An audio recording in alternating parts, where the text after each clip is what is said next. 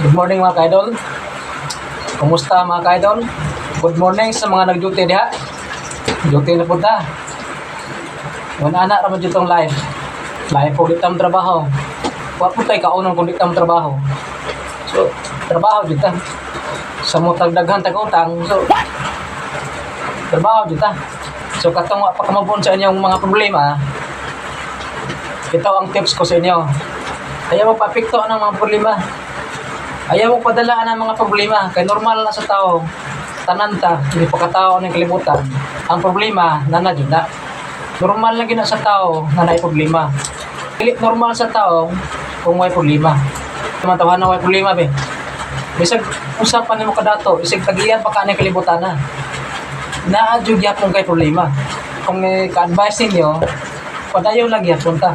Kay once nga magpapekto ka ng problema, pero di juga. So normal lagi na sa tao ha.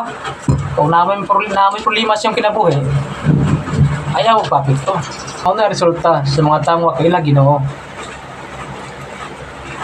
Istingin ka sa sa Ginoo.